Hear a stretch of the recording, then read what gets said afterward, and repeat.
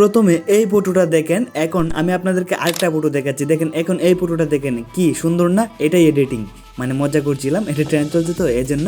তো এরকম ফটো কীভাবে আপনারা এডিট করবেন সেটা দেখিয়ে দিচ্ছি। প্রথমে পারফেক্ট 365 অ্যাপটা ডাউনলোড করে নেবেন, প্লে স্টোরে পেয়ে যাবেন। তারপর এডিটে একটা ক্লিক করবেন, এডিট ফটোতে, তারপর আপনার ফটোটা সিলেক্ট করে দিবেন। তো ফটোটা সিলেক্ট করা হয়ে গেলে এখান থেকে একটু লোডিং নেবে, তারপরে এখান থেকে চলে আসবেন বিউটিতে। তো বিউটিতে চলে আসার পরে আপনারা দেখবেন যে এআই যেটা আছে প্রথমটা, সেটাতে ক্লিক করে প্রথম যে ফিল্টারটা সেটা সিলেক্ট করে দিবেন।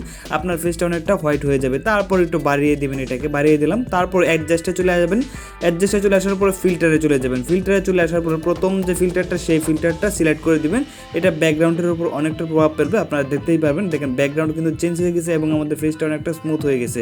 তারপর আমরা চলে যাব এখান থেকে এডিটে চলে আসার পরে 4K-তে ক্লিক করব বা ইনহ্যান্সে ক্লিক করে 4K-টা সিলেক্ট করে দিব। অনেক সময় কি 4K-টা সিলেক্ট করলে এখান থেকে ডাউনলোড করতে দেয় না, যদি না দেয় তাহলে আপনারা 4K-টা সিলেক্ট করবেন না, আগেই ডাউনলোড করে নেবেন। তারপর অন্য একটা অ্যাপ দিয়ে আপনারা ফটোটা এনহ্যান্স করে নেবেন।